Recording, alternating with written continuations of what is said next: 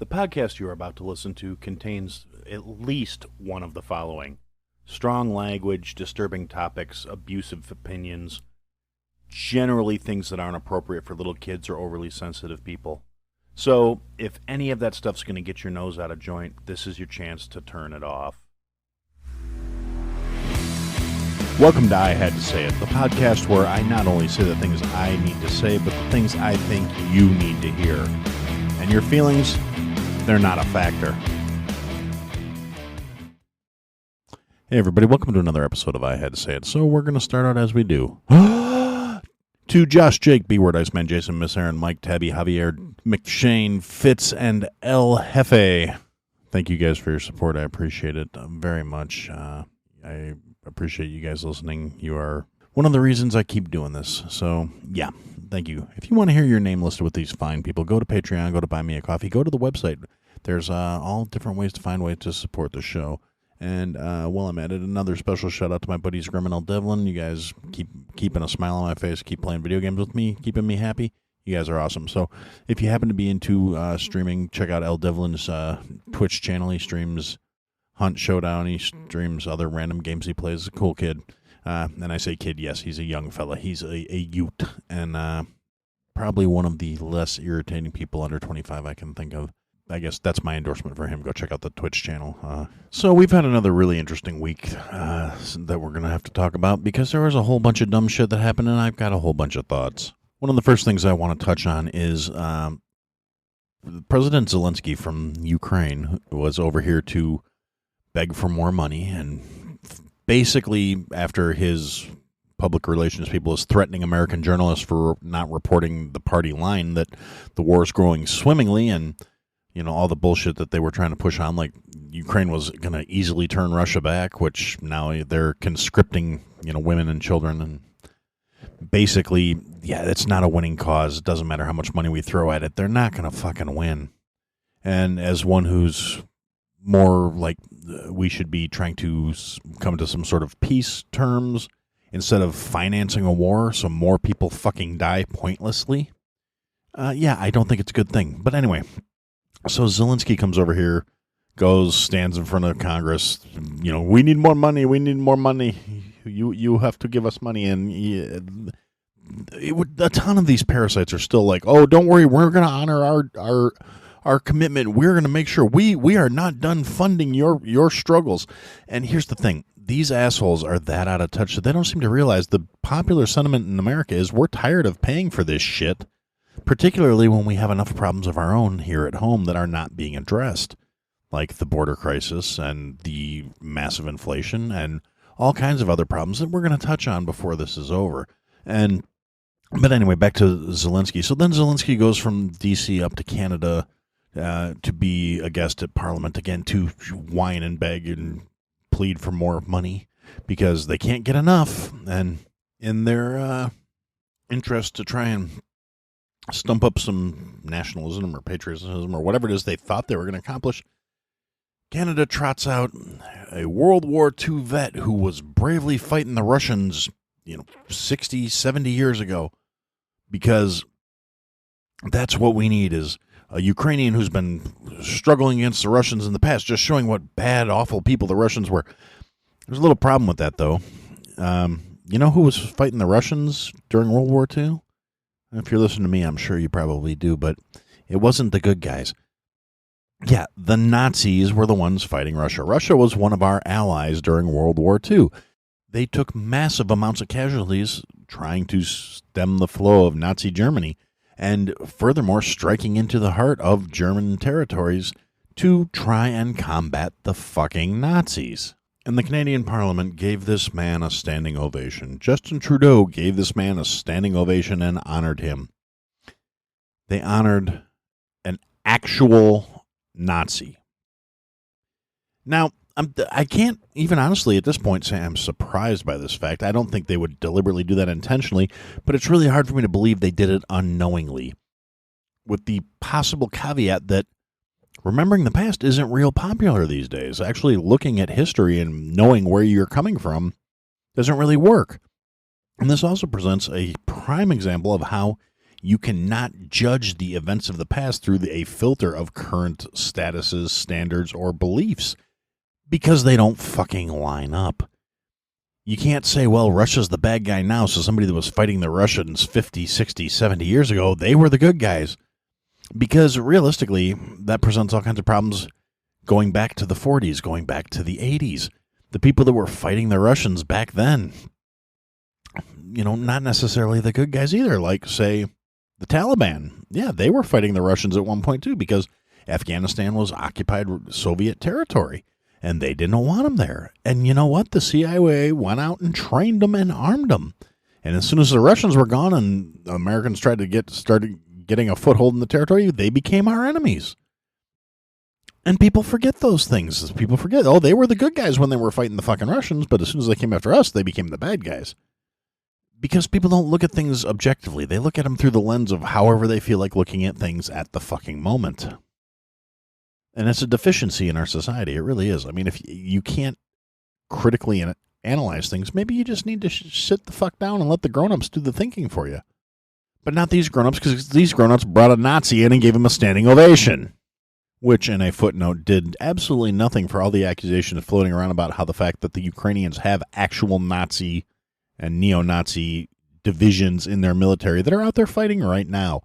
So I'm sure Zelensky had no problem acknowledging that this man was a war hero, even though he was a Nazi, because they're fine with Nazis in the Ukraine, which is something that every time somebody brings it up in Western circles, it's, that's a conspiracy. Oh, that's this. Oh, that's that. No, it's really not.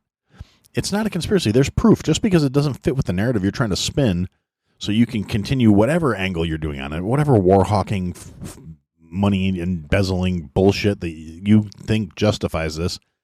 And even if you're just like, one of us common people who thinks, oh, well, I don't agree with that Russia's invading in Ukraine and it's morally wrong that they're doing it. Yeah, that doesn't make all the Ukrainian people good people. I feel bad for the civilians that are getting caught in the bullshit. I feel bad for, people that are having their day-to-day lives that just want to go about their day-to-day lives ruined.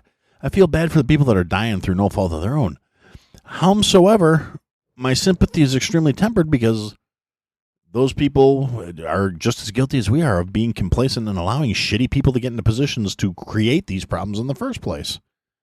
But yeah, I'm not going to harp on it overly much. But yeah, that's a thing that fucking happened, and it's kind of funny because after this comes out and like literally the same day, people are going, "Wait a minute, this guy was in what division during World War II?" Oh, wait, no, that was a Nazi division. Yeah, he was a bad guy. Like almost immediately, not immediately, but like within a day and a half, politicians out of Canada start, issuing all these statements. Oh, well, we didn't know this. That wasn't presented to us. We didn't know that when we chose to honor him. So they're pleading ignorance as their excuse. They didn't do any due diligence. Somebody told them, oh, this is a Ukrainian war hero that happens to live in Canada now, and we're going to honor him because he's, embodies the spirit of Ukraine and fighting the evil, bad Russians. And obviously, like I said, these people have no sense of history because if they would have known anything about World War II, as soon as somebody said he was fighting against the Russians, they would have realized that was a bad thing. But they don't. So they blame ignorance. They blame nobody told me. And Trudeau went so far as to blame Russia for the fact that he gave a standing ovation to a fucking Nazi. I don't understand the logical jump there. I don't have the flexibility for the mental gymnastics involved in coming to that conclusion that it's Russia's fault that he brought a Nazi into Parliament and honored him. It's somehow the Russians' fault. This guy is unfucking believable. Now, it really doesn't surprise me that Trudeau would want to honor a Nazi because the way he's running Canada at this point, I'm honestly shocked he hasn't been dragged out of office at this point. He hasn't been impeached. Nothing. He just blithely keeps going along doing what he's doing. The Canadian government has, despite clips of him saying, oh, we're not coming for your guns, they've made gun owning basically illegal in Canada. They have made it to where you cannot buy, sell, transfer a handgun to anyone in Canada. They have made it to where they want to actively censor platforms in Canada, all social media platforms, all mass media platforms. That as of me putting this thing together, it just came out that now they want to start censoring even everything down to podcasts.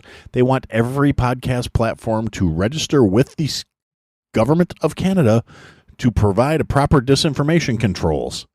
So, yeah, they are censoring. They are disarming. It's pretty much right out of friggin' Germany 1937 playbook. So I'm really not surprised that they brought a Nazi up and clapped for the motherfucker. And that leads kind of gently, or not so gently, I don't know, depending on how you look at things, into the next thing I want to talk about, which is over this past week, a major issue that has been at the forefront of every talking head and every political mouthpiece on every form of social media has been the issue of the upcoming government shutdown due to a fact that they have not passed a stopgap budget issue. And according to basically everybody who wants to badmouth us, literally every Democrat on the fucking every platform is flat out, oh, well, it's the MAGA Republicans. It's the MAGA Republicans. They want to cut services. They want children to starve. They want moms to not be able to get their food. They want soldiers to not get paid. And they will sit there and enumerate everything that's going to be a horrible, horrible consequence of the government shutting down. Now, they're acting like these shutdowns don't happen every 2 to 3 years, but they fucking do. It's all political theater. It's all for fucking show. And they're never going to actually shut shit down. You know why they're not going to shut shit down? I mean, like I said, they do. The shutdowns happen. They happen every couple of years. They're never very long. They're just long enough to be inconvenient, not long enough to actually show people that we don't need these fucking clowns, because we ultimately don't. And, of course, you get calls coming from the White House saying, oh, well, we expect Senator McCarthy to honor the agreement we came to months ago, and now there's problems with that to begin with. But, yeah, basically every Democrat out there doing all this posturing and, oh, my God, this is all the MAGA Republicans, and they're all trying to just destroy the country, and they want to shut everything down. And then these statements come out, oh, well, you know, they want to eliminate 70 ATF agents. Big fucking deal. I want to eliminate all the ATF agents. And pretty much every other three-letter alphabet. So when people say, what do you say when they say they want to get rid of 1,000 IRS agents and they want to get rid of 75 FBI agents? And I say that's a good fucking start. You know, it's not like, I mean, yeah, they're going to have to go out and get other jobs. Oh, boo-hoo. If the economy's so fucking fantastic under you parasites, it shouldn't be a problem for all these displaced agents to go get jobs where they're not infringing upon people's rights, freedoms, and liberties. You know, I know that's a concept. It's very confusing to some people. But yeah, so now the problem with the agreement that McCarthy made with fucking Biden saying, oh, we're going to get this budget passed through, is it completely reneged on all the agreements he made with the people who finally allowed him to become appointed to Speaker of the House. Primarily the ones being that there was not supposed to be any omnibus financing bills brought to the floor. One of the sticking points was they wanted single-issue bills being presented on the floor for debate, for analysis, before they would be passed. The Democrats and McCarthy and his cronies did not fucking honor that, which is part of the reason why they were standing in the line. Another thing is, no more funding for the fucking Ukraine. Now, that is a pretty significant sticking point, because they did 11th hour some bullshit, and all the Dems are trying to say, oh, well, you know, we gave them this opportunity. We opened the door for them. It's all because of us that this bill's passed and the government's not getting shut down. Well, fuck you, fuck your mother, fuck two people that look just like the bitch. But ultimately, one good thing that did come of this, it's like a 45-day funding bill, and no money for Ukraine is attached to this bill. Nothing. Zero. Now the talking heads are already, oh, don't worry, Ukraine, we're going to get you your funds. We're going to make sure we're not leaving you guys behind. And you know, it's just pathetic. I mean, like I said, all this war hawking bullshit needs to fucking stop. You're not doing the people of Ukraine any favors by funding a conflict that just keeps going and going and going, because they can't fucking win. Unless we get drawn into the conflict directly, which will kick off World War fucking III, it's not going to fucking work. It's not going to happen. This is the next fucking Vietnam if we get involved in it, because we're not going to win. They're not in a position to fucking win. They're not doing well. They're not taking back territory. They're not kicking the Russians' asses. And then you've got these warhawk and ancient motherfuckers that are in office who seem to think this is how we have to present ourselves to China, because if we cave on this, then China's going to take Taiwan and all this other shit. And the difference is we actually already have agreements in place with Taiwan. And even if China does decide they're going to take Taiwan, sadly enough, it's honestly not our fucking problem. I mean, at the end of the day, I don't want to be completely isolationist. We need relationships, but drawing out conflicts that cost thousands, if not tens of thousands of civilian lives in the interest of keeping the war machine spinning is not good for anybody. If we are getting involved and it just means more people are going to die due to our fucking involvement, we shouldn't be fucking involved. But meanwhile, you've got shitbirds like Lindsey Graham, who's been a senator for 20 fucking years. Yeah, he should have age capped out by now. He should have fucking term limited out by now. But he's still there. And he's still out there stumping around doing his warhawk bullshit. I don't know how people keep electing this scumbag. And he's out there like, well, you know, from an American standpoint, it's great because we're draining Russia's resources and we're keeping them on the ropes. And it hasn't cost us any American lives. No, but, you know, the tens of thousands of dead Ukrainians, yeah, that's no big deal. It's just costing us money to fuck with the Russians. Hey, who gives a shit about fucking with the Russians? It's not 1985. Rocky's not fighting fucking Ivan Drago on the big screen, and nobody fucking cares. Except for these geriatric fucks that are holding the reins of this country because they still think it's the fucking Cold War and Big Bad Russia's the scary word they can use to launder money and fucking enrich their pockets by fucking feeding the war machine. And somehow these assholes keep getting back into office. I really don't believe that they're getting nearly the kind of support that they seem to think they're getting. Most of the Americans I know, and I socialize with people that don't agree with my beliefs and leanings just as much as I do with people that do, and pretty much one of the universals is nobody thinks wars are a good fucking thing. Yet these assholes who make their cut off of it seem to keep getting in office, and we just keep letting it happen. But yeah, so, fuck that guy too. But, and another thing tied into the spending bill, not to get derailed from the whole people warhawking off the Ukrainian blood to line their pockets, but in terms of on Saturday before the spending bills, when they're coming up for a vote, there is a guy, Jamal Bowman. Now, this motherfucker has come up multiple times. He's a New York senator. He's her congressman, which, anyway, he represents the 16th congressional district in New York, and he's come up across the radar a few times. Very vocal about disarming, American citizens. Not the fucking criminals, but he's one of those like, oh well, we should pass more gun control laws because, disarming the people who aren't breaking any laws is the fucking way to fix the problem.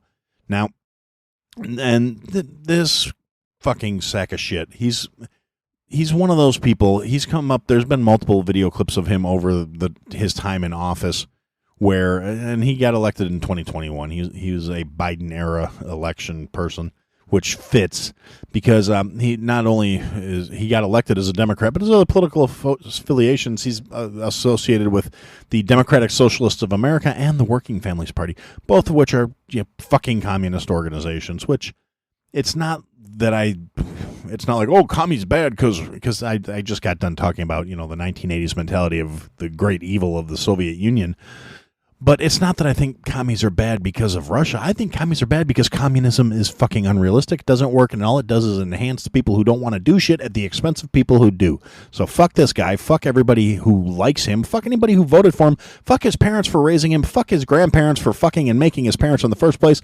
And fuck you if you think I'm wrong. But ultimately, this fucking clown, and like, he's actually gotten into it with a couple of the senators I actually respect, and that's a very short fucking list. But he got into a screaming match where Thomas Massey just asked him some reasonable questions in the hallway, and he starts going off on this emotionally charged rhetoric, none of which actually addresses the questions that he was asked, but, stumps and records well to make it look like he's an impassioned governmental agent, when realistically he's just another jagoff spouting the fucking party rhetoric and the same ineffectual bullshit that they all stand behind. And now this asshole, as they're going to the vote on this stopgap bill, he goes out and he pulls a fire alarm. And he gets caught on fucking camera doing it, right?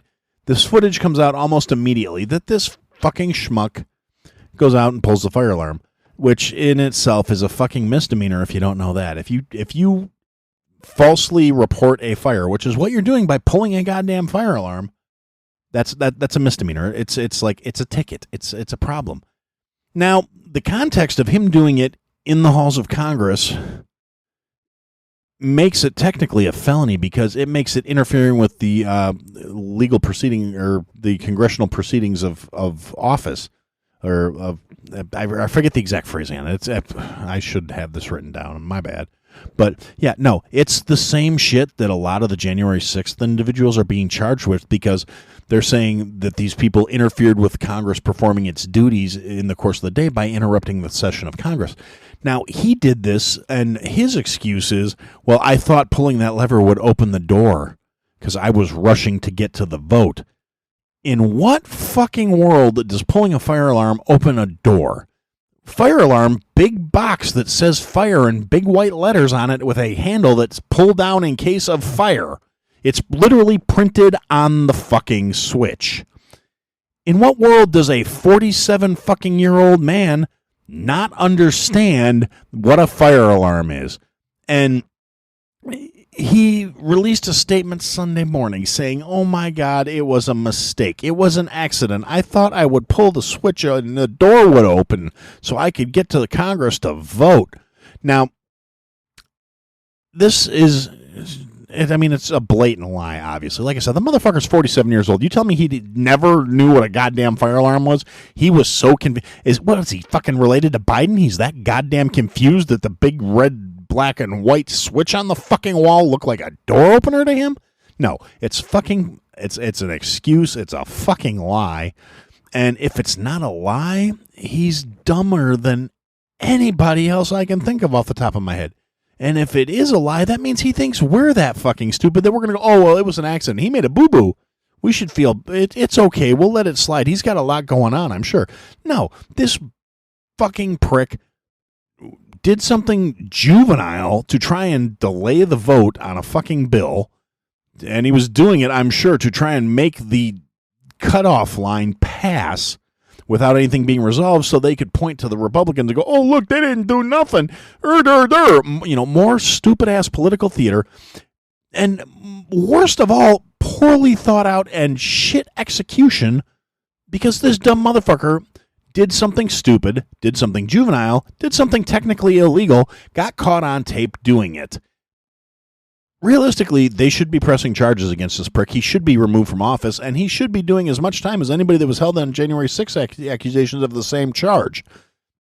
Because if he doesn't, that's going to reflect preferential treatment based on his position, which is something they really can't afford right now, because there are already so many accusations of one rule for thee, another rule for me, that all the people they're trying to silence and censor on social media are already shouting. So they have to play this one really carefully, because if they don't do anything about it, they just say, oh, well, he fucked up and he apologized.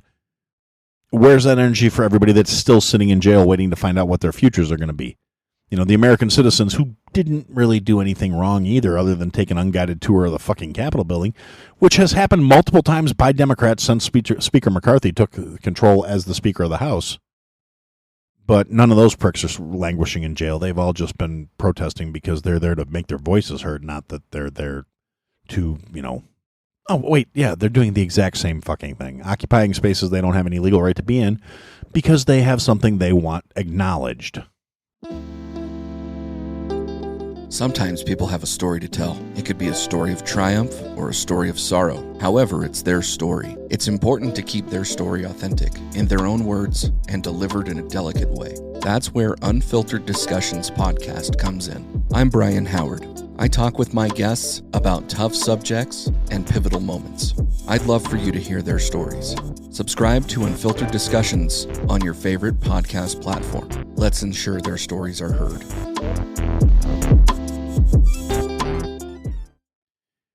All right, so the last thing I want to touch on here is going to be, so the utterly ridiculous border crisis that received no funding whatsoever in the governmental spending bill that they passed, which has, the more I hear about it, the more infuriating it's getting. Like, we knew that the U.S. Border Patrol was welding open the gates in the sections of wall that did exist along the southern border. And that was frustrating. They've tried to tell Governor Abbott he had to take his floating deterrents out of the rivers because they were inhumane, because they had big floating balls on them, and the balls had like gears in between them to stop people from crawling in between them. That people were saying, oh, they're razor blades, they're saw blades. No, they were fucking gears. I've seen the pictures. There was a studded disc in a circle. Yes, they looked very unpleasant. It looked really like it could be dangerous if you're trying to climb over that fucking barrier. But you know how you do that? By not illegally crossing the border. You go through at a border checkpoint where there's a safe and legal method to come across. You don't try and swim across a fucking river. Now, I've said this, more times than I can count. I'm not opposed to immigration as long as you're doing it the right fucking way, particularly when we're looking at the demographics of these people that are coming across. It's not, yes, there are some women, some children, some families. By and wide, it's primarily like mid-20 to early 30s looking males. They're not assimilating. They're not coming here to better themselves. It's more or less an invasion at this point. And I'm saying that because that's the way it seems to be. We've got the left trying to get these people, let's get them documentation so they can work. Let's streamline the process so they can get identification so they can work. We're really close to all of a sudden going, hey, well, if they're here and they're working and they're paying taxes, they have a right to vote. Well, no, they're not fucking citizens, so no, they don't. But this is a big left push point because people that are completely dependent on the government tend to vote Democrat. It's not a conspiracy theory. It's not bullshit. It's a simple statement of truth. All the metrics show that.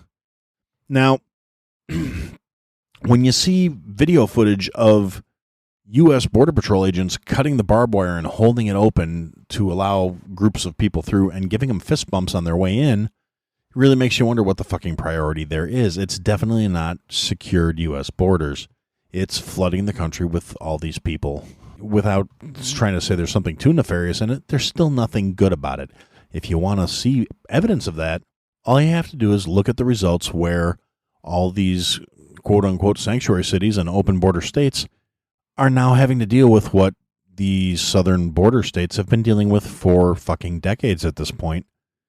There's literally 3 million illegal aliens in this country now, and all these places that have spent a whole ton of time saying, oh, well, we have to let them in, we should have open borders, we're going to be sanctuary cities and sanctuary states, are now finally feeling the crunch of these policies are standing. And I've been saying this for a while now, that this is how you get things done.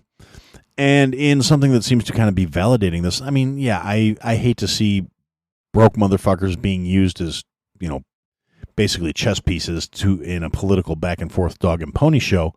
However, again, when you look at the demographics of the people that are coming here and the correlation is not necessarily causation, but if you're a realistic person, you're going to look at this and go, yeah, all these military-aged young men that are being shipped to all these cities, and all of a sudden crime rates are going through the roof. And it's not just Chicago. I know I talked about Chicago's crime rates last week, and newsflash, it hasn't gotten any better. It actually seems to be escalating. As of today, there was a person who was murdered in cold blood in what used to be a really nice part of town, in a suspected robbery, an organized robbery. And, once you turn that corner, once it becomes normal to start plugging people, the people that have the resources too are going to fucking leave. The people that don't have the resources, either going to die or they're going to start fighting back. And that's a whole nother conversation to have. But the thing I was looking at here is a statement that was released just a few days ago here by the governor of New York. What the hell's her name? Kathy Hochul, right? Now, back in December of 2021, so almost 2 years ago, she said that New York was a sanctuary city.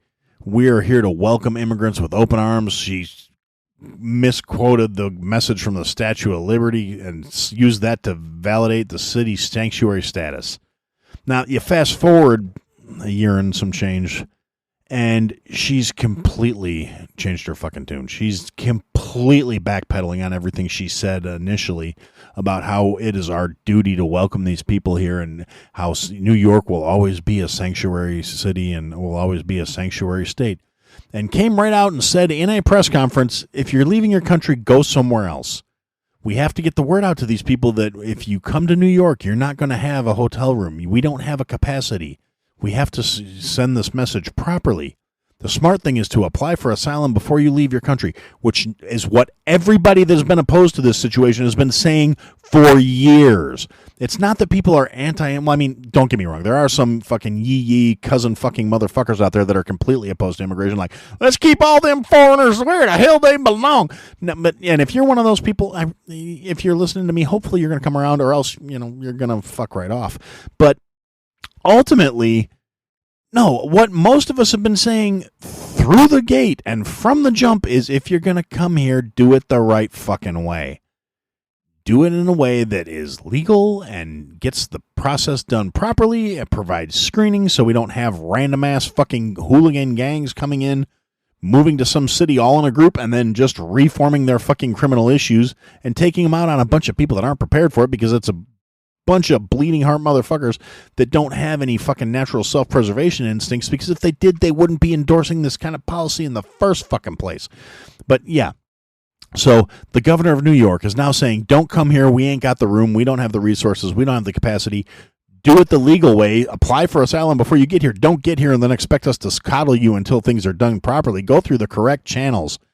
And she flat said, if New York is struggling to accept immigrants, we have a problem. So, did she bite off more than she could chew? Or did she actually have to pay the price for the fucking stance she never thought was going to actually bite her in the ass? Because she didn't think it would get this bad. She didn't think people were going to go, oh, hey, you want them? You can fucking have them. And yes, they're getting shipped up there by Greg Abbott. They're getting shipped up there by Ron DeSantis. Now, it's not nearly as funny when they all got bused to Martha's Vineyard. That was fucking wonderful. That was a master stroke, and I thought that was fantastic. However, yeah, no, flooding these fucking sanctuary cities, these open border cities, these states that have policies in place that say these people cannot be turned away, and the government must provide for them. This is actual law in some places. And it has been voted on in the past. Not always publicly, not always well known, but it is how the things are. And it's coming to bite these people in the ass. And it's happening all over the place. And it's realistically, it's not the ivory tower fucking elite politicians that are feeling the effect of it, other than the fact that they know they're getting ready to lose their fucking little cushy jobs because the common people are getting fucking fed up.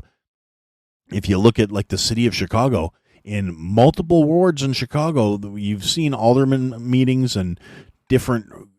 There's like every morning I'm in the gyms. There's a clip on the news of some rally that was going on the night before asking for accountability, demanding answers.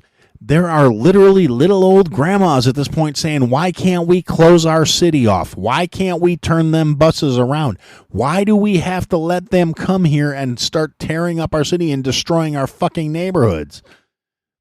And nobody wants to explain to these fucking people, this is what you voted for. This is what the people you elected to represent you put into place. And they did it sneakily. They did it in midnight sessions. They did it in fucking little bills here and there with little addendums saying this was going to happen and that's going to happen. This is not an overnight thing. This was structured over the course of fucking years. And I know this is some tinfoil hat talk, but goddamn, this was not accidental. This was fucking orchestrated. And you want some proof of that? One of the things you can find if you do a little digging is, Greg Abbott and DeSantis, they're not the only ones paying for those buses. There are buses receiving money from Democratic PAC groups to transport migrants to different locations. There are people at the border handing out checks along with those fist bumps when they get through the fucking razor wire.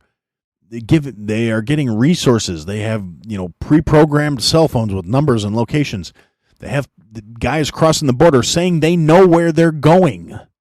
This is not accidental. This is a fucking coordinated, concerted effort. It's telling the way it's being dealt with, because it's not. And the ones who are dealing with it is because they're facing more backlash than they anticipated. I guarantee it's not because they feel bad that they're fucking over the country. To quote a great line from a Mel Brooks movie that you wouldn't get made today, we've got to do something. We've got to protect our phony baloney jobs, gentlemen. Followed shortly thereafter by one of my favorite lines, I didn't get a harumph out of that guy. But anyway, I digress. The point is, all these Democrats who are saying how just ignorant and xenophobic and just flat out racist you must be if you don't just support these open borders, because the problem wasn't on their fucking doorstep. It was on the southern border states' doorsteps. Now, California, I don't really figure into this equation too much because those assholes are getting what they deserve. I feel bad for the good people that are stuck there and can't leave. I feel worse for the people that are receiving fleeing Californians that are bringing their shit politics with them, that don't realize they're moving into red states because they want the lifestyle that is accorded to a red state, but they're bringing blue politics with them, and those are the problems. You can't keep doing the same dumb shit you fled and expect the situation not to follow you. And if you overwhelm the people that were there, that established the culture and the lifestyle that you want to partake in, you need to assimilate with them. They don't need to accommodate you. You're the one fleeing your shithole state that is on the fast track. It went from being one of the biggest economies in the world, not just the U.S., but California at one point was by itself was literally a globally ranked economy, and it is on the fast track to becoming a third world fucking country. Businesses are leaving it left and right. People, there's lawlessness and chaos. There are travel advisors. If you go to San Francisco, they flat out tell you don't be outside after fucking dark. That's not something that should be said in a U.S. city ever. And meanwhile, the groups that are out there issuing actual travel advisories aren't saying, don't go to San Francisco, they'll stab you when you go out to get a takeout at night, are saying don't go to Florida because they might hurt your feelings and not acknowledge your pronouns. It's utterly fucking ridiculous where the priorities are in this country at this point. And like I said, seeing the governor of New York come out and say, don't come here, we don't have the capacity, we don't have the resources, and we have to figure out how to get this message to these immigrants before they fucking get here. It's like a slice of humble pie, and I'm sure this bitch doesn't have the common sense to acknowledge she was wrong. It's the Republican governors who are sending the people there's fault. Even though, like I said, it's not all the Republican governors sending the people. There are other organizations moving these motherfuckers around. And like I said, a lot of them know where they're going before they get here. There's a video of a guy crossing the border and saying something to one of the Border Patrol guys, and he says, no, I'm going to Chicago. If you're not from here and you're in contact with some people that got here illegally before you, maybe you'll know where Chicago is. Or if you were told before you left your fucking country, here's where you're going and here's what you're doing, and then they tell them, well, you're going to get up there and you're going to be one of the outside migrants, so you're going to have to fight with the inside migrants because these are the people we put inside the building and those are the people we put outside the building. So go find your flavor of migrant and fuck some shit up. And it feels really tinfoil hatty, but at the same time, it feels kind of true. It feels like this shit has to be deliberate because this much chaos and discord cannot happen if there are people actively trying to prevent it. This is a facilitated fucking scenario. And I despair that we live in a time where this is still something people will consider a good way to establish and accomplish their goals. It's fucking ridiculous. It's like so blatant and so out there. It's insulting to us that the people in the positions of power think we're just gonna say, hey, well, no, this is all coincidence and this is all has to be an accident. And the more I hear myself talk, the more I sound like a fucking person who I would have looked at 5 years ago and said, you're fucking nuts. There's no goddamn way. But just the degree to which this shit is going on and snowballing and getting worse, and I'm living and seeing it with my own goddamn eyes. I literally don't leave the house without a fucking gun on me at this point. And I mean, I've always been pro Second Amendment. I've always been a fan of firearms. I've always been firmly entrenched in the belief that everyone should be able to competently and safely handle a gun. Even if you don't want to own a gun, even if you don't want to carry a gun, you should at least be cognizant enough of how one works to not be dangerous to other people when one is in your hands. Because what if you happen to come across one in the street? What if you see a gun somewhere? You should be able to check it and make sure it's safe and clear it before you turn it into the proper authorities, so there's not some random gun laying around that some kid's going to get their hands on. I believe everyone above a certain age should at least have a passing familiarity with it, because people that are educated on firearms, people that are familiar with firearms, are significantly less dangerous with fucking firearms. The statistics are there if you want to look at them, that say if you are educated on how something works, you will not do something fucking stupid with it.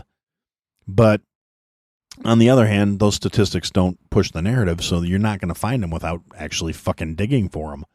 And there was a trend a little while back here that really made me laugh, where a bunch of Gen Z left-leaning individuals were out there talking about, oh, I just went out and got this gun, and I saw multiple videos of people with no experience in firearms, no training in firearms, who went out and got their hands on some guns and did some dumb fucking shit instantly.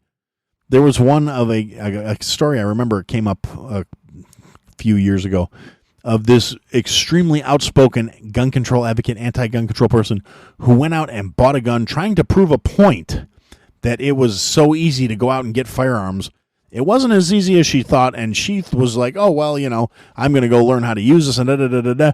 And as somebody who never had any experience or any education in firearms, went out and killed somebody the next fucking day because she thought she could, because she had the fucking gun. No responsibility, no fucking... And then starts crying about how, well, this is why guns are bad. No, you're a bad fucking person. If as soon as you get your hands on a gun, you decide to do something horribly irresponsible with it and take another human being's life. Now, the fact that you don't think these things, oh, I just thought it would hurt him, or I don't even remember what her excuse was at the time, but it was like literally she spent months and months explaining why other people shouldn't have guns, went out and got one to try and prove a point, and as soon as she got her hands on one, killed somebody. It's not that people shouldn't have guns. Uneducated, dumb motherfuckers should not have access to guns in the capacity of, yeah, we should all be knowledgeable in how these things work. You should understand the consequences before you're in a position to pull the fucking trigger. It's not, people have to understand, it's not a toy. It's not a fashion accessory. I see all these stupid fucking videos of dumb fucking kids, hood videos of kids doing stupid shit have been around as long as camera phones have, and probably since before that. I'm old. I'm grouchy. I'm a Gen X grandpa. I am fucking of the age where when we were teenagers, yeah, something, I can't even say when we were teenagers we would have done that kind of dumb shit, because we wouldn't have. Because as a teenager, most of my friends and I were educated in how guns work. We knew the proper respect for what they were capable of. Lots of my friends were hunters as kids, and that comes more maybe from growing up in the Midwest and growing up in Wisconsin. And it's a slightly different culture. You're taught to respect the capacity of these firearms. You understand what they are capable of. You understand the consequences that go behind it. And you learn things like trigger discipline and how to not be fucking stupid. And these all are factors that compound the situation. But with the education, with the knowledge, with the base of it, you're a lot less likely to do something fucking stupid. But now, no, I see these videos, dumbass fucking kids waving guns around, pointing them at the camera. I don't know how many times I've seen accidental discharge. A video of some kid shooting through his ceiling while he's trying to make a video looking like he's hard, waving around what looks like a fucking model 19 fucking expensive-ass Glock that he has no business having, because he obviously has no kind of discipline or knowledge of what he's doing, because he's got some big stupid-ass 40-round fucking magazine coming out of the bottom of a handgun. And I'm not one that says, magazine capacity limits are a good thing, because they're not. if you want to have a stupid-ass 40-round magazine shoved into a handgun, that's, I believe, entirely your business. However, from a practicality standpoint, when you have a big-ass, stupid 40-round magazine sticking out of the bottom of your handgun, it is no longer carryable in any kind of real method other than in your fucking hand. You can't put it in a holster. You can't have it under your shirt because you got 1.5 feet of fucking magazine sticking out of the bottom of the fucking gun. It's not that I'm opposed to the concept of a 40-round mag. I'm opposed to the impracticality of having something that big sticking out of the back of your fucking shirt. Wow, I didn't feel that rant coming, but there it is nonetheless. But yeah, like I said, things are not going well. This is not a good situation.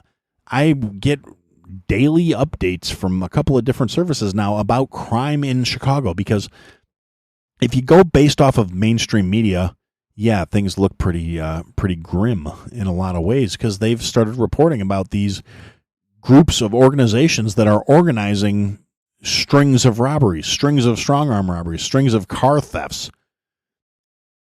And if you go deeper, you'll find out all these news agencies are making the same reports, and it sounds pretty bad until you realize all these news agencies are reporting based off of what the Chicago Police Department's media relations individual is releasing to them. They have a service that puts out, these are Chicago crimes for the report today. It's not nearly all of the shit that's actually fucking going on. So as grim as it looks by watching the news, this real fact of the matter is it's so much fucking worse. There are people being robbed, like 10 to 15 fucking strong arm robberies in the span of a couple of hours, being committed by the same fucking people. People getting arrested for things like murders and fucking homicides that happened, and they have 11 prior convictions on their record. Well, motherfucker, why? This person's been convicted of 11 different felonies, why is he on the street in the first place? Oh, that's right. Overly permissive justice system that doesn't hold people accountable for their fucking actions and doesn't do anything to reform the situation, just says, okay, here, you were in here for 2 months because you beat an old lady to death for a pension check, but you did your time served, so you can get out there and you go out there and sell your Bibles or whatever it is you're going to do, because God bless you, you must have learned your lesson being on timeout for a couple of months.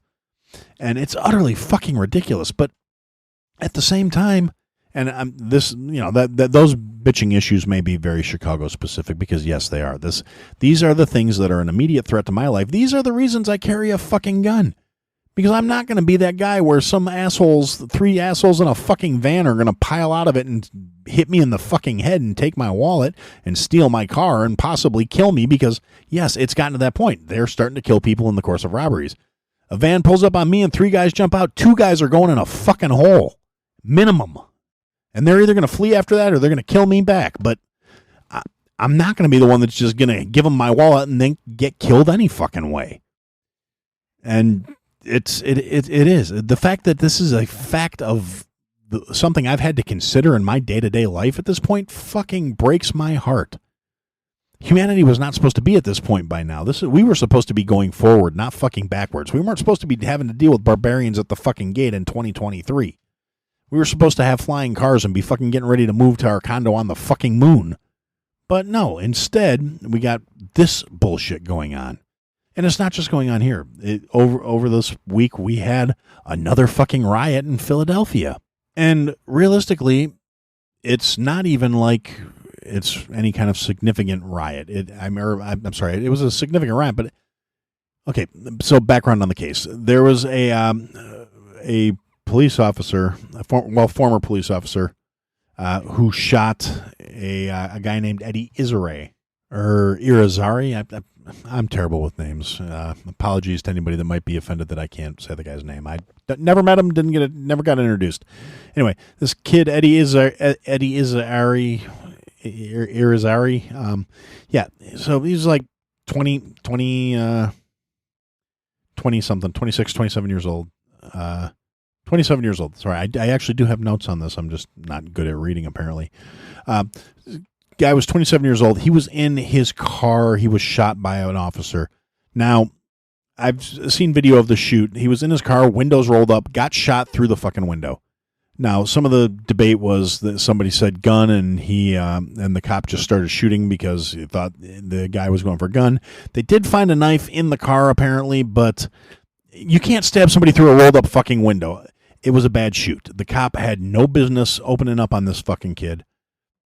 I mean, the guy who shot him was also a 27-year-old, oddly enough. He like a 5-year member of the force. It was a bad shoot. It really was. Now, I don't necessarily know. You can't really. There's a lot of issues with the filings of it. It's definitely not first-degree murder because it was not a premeditated. He didn't go out looking for him to kill him, which is one of the qualifications for first-degree murder, which people seem to forget when they're complaining about charges not being filed fairly. Definitely manslaughter. This guy should not be wearing a badge. He should be doing some time. It was regardless if it was reactive, and it was definitely a bad shoot. The guy should be getting like manslaughter, maybe third-degree murder. I don't know. I'm not a legal expert by any means, but it was definitely not a good shoot. It was not a clean shoot. The guy should be in jail. And he's not. The judge said there was insufficient evidence for any of the charges that they were trying to bring on the guy, and the judge dismissed the charges. Now, after the judge dismissed the charges, there was a peaceful protest of this case. And it was exactly that. It wasn't a peaceful protest with the big air quotes like I tend to say. This was a legit peaceful protest. It was a proper protest. It was a bunch of people with signs and a valid beef saying the cops need to be held accountable when they do wrong, which as much as I do support the men and women who go out here and try and keep, society from eating itself, and the ones who do try and do things for the right reasons, and not the guys with little dick syndrome that decide a gun and a badge are going to get them the respect they couldn't earn as men, and not the ones that are out there being corrupt motherfuckers and doing shit to, make themselves feel better or whatever. But, like I've said a million times, police are human beings. They're people, just like you and me. There's good ones. There's bad ones. The good ones will be the first ones to jump in line and hold the bad ones fucking accountable. So I'm not going to say all cops are shitty. I'm not going to say all cops need to be defunded. I'm not going to say all cops are bastards or any of that other bullshit, because they're not. All cops are people. That's the only thing all cops are. And some of them are really kind of on the fringe of being considered people because they're pieces of shit that happen to work their way into a badge and a gun. But that's not all of them, and I'll never say it is. However, in this situation, yes, there was a bad shoot. The guy should not have shot the kid. The kid should still be alive and doing whatever dumb shit 27-year-olds do. The cops should still be out on walking around doing whatever it is 27-year-old cops do when they're not on duty. Probably the same dumb shit 27-year-old not cops do when they're not on at work. That they're 27. That's 27-year-olds do what 27-year-olds do.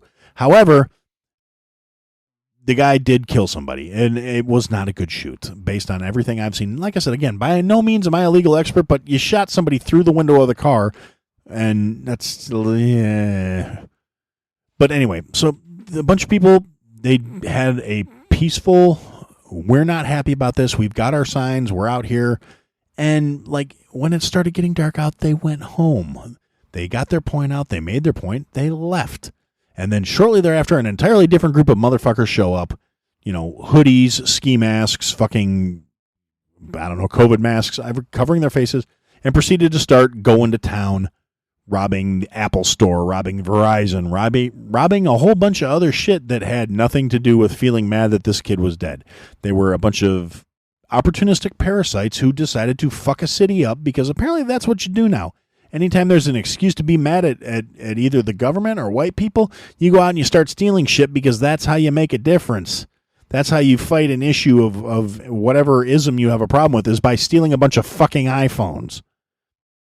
And the police said, hey, this has nothing to do with the protest. The peaceful protesters were well within their rights. The police commissioner came out and said, no, we don't consider the two related at all. These were a bunch of assholes doing asshole shit. And that's exactly what it was. They were breaking into, like I said, the Apple store. They broke into a bunch of different fucking higher end stores. They broke into a bunch of smoke shops and stole fucking cigarettes and vape cartridges.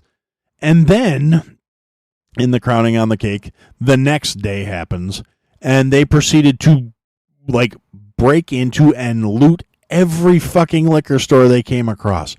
Like, tens of thousands of dollars of booze getting stolen. And we had motherfuckers out here doing this shit, live streaming the fucking criminal acts. And, traceable accounts that people could...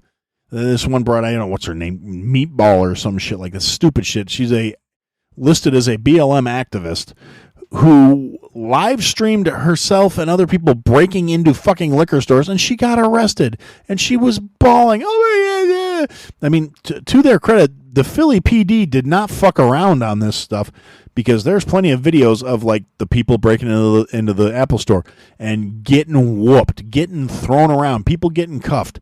To quote somebody I consider a buddy, they should have brought in a water cannon. It would have been fucking priceless. And I don't understand why people, are the ones who are making excuses for the people that, they're just doing this to act out because they need to feed their families. Yeah, because there's a lot of caloric value in a fucking iPad, isn't there? And all those people that stole TVs, I'm sure their family really appreciated all the plasma. I'm sure that's very nutritionally gratifying. But ultimately, yeah, so this time, no, it was people are getting arrested. If the dumb motherfuckers that were streaming themselves committing acts of violence and criminal theft were getting picked up here and there, and Philly's going through it, and they're working on it, and I hope they get every last one of these motherfuckers, because it's kind of time to start sending that message, too. If you want to take advantage of a tragedy to try and steal shit and act the asshole and go out and fuck up cars and smash windows and take shit that you didn't earn, we're going to come get you. And in terms of coming to get them, I don't understand the mentality of let's steal a bunch of shit that has built-in tracking devices on it. Every fucking iPhone, iPad, iMac, everything, the fucking AirBooks, all that shit, all of it has GPS on it. All of it has, unique IP numbers. When you turn the shit on, it tells you where it is. Anything with access to the internet tells you where it is when you turn that bullshit on. How are these motherfuckers not getting arrested on a regular basis? How are these dumb motherfuckers that are stealing, cases of iPhones out of a fucking store? And the people are stealing the fucking displays. It's like, the displays are locked, you stupid fuck. What are you going to do with a locked display store iPhone? And there's actually footage of the guy walking out with the display board, realizing he's got nothing and smashing the shit on the ground just to be a douche. And it's not that I feel particularly bad for these huge corporations, and because to them it's a very insignificant number. It's a very small loss in the grand scheme of things. When you're charging people $1,100 for a fucking phone and you sell, hundreds of thousands of them every year, losing a couple dozen of them when your cost on them is $3 or $4 is probably not going to break the fucking bank. And you've got insurance, so you're going to get all that damaged displays and all the damaged glass and also all the stolen product. You're going to get all of that reimbursed to you on top of the fact that you're really not losing that much. So I don't really feel bad for the corporate people, other than the fact that I disagree with theft in general, because if you want something, you go out there and you fucking earn it. That's how you do things. That's the right way to do things. But yeah, so like I said, I'm not thrilled that the cop got to walk in Philly, because it was not a good shoot. He did not need to drop that fucking kid. And he should be facing some time for that. He should definitely never be behind a shield again. But that's neither here nor there. Ultimately, these parasitic fucks who wanted to come out and destroy a bunch of shit. And again, maybe this speaks more to my mentality, but yeah, okay, you fucked up the iStore and all these other high-end fucking places. And I don't feel bad for those stores overall. I feel bad for the people that work there, because it's going to fuck their weeks up. It's going to mess with their hours. And I'm more about the common people when it comes to that. But like all these liquor stores and shit, a lot of these places are like immigrant owned, the small businesses, independent places. And hopefully they all got insurance. But the insurance is going to try and find some way out of the situation, some way out of having to pay a check. And you're fucking up these, hardworking motherfuckers that come in here and have a little tiny business, and they don't have all this big umbrella overhead that's going to protect them from you being an ignorant son of a bitch that you want to come in and get drunk for nothing because it's an opportunity. You're not actually mad about the kid getting shot. You're not mad about the cop getting off. You saw an opportunity to go break a window and steal a bunch of shit, and it was probably assholes watching on TikTok seeing, oh, hey, this is what's going on. Let's go do this. And, everybody who's streaming that shit, they should be charged with incitement, too. That's just my 2 pennies. But, yeah, fuck those people. And, yeah, on that shiny, bright note, we're going to say now that's what I had to say. Thanks for listening to another episode, guys. If you liked what you heard, leave a comment, leave a review, leave a rating. Go to ihadtosayitpodcast.com, sign up for the mailing list, interact with the show. Click the links, sign up for the Patreon, join the Discord, come and interact, be a part of the show. Buy the merch, support your favorite creator, or support me. Anyway, thanks for listening, guys. Till next time.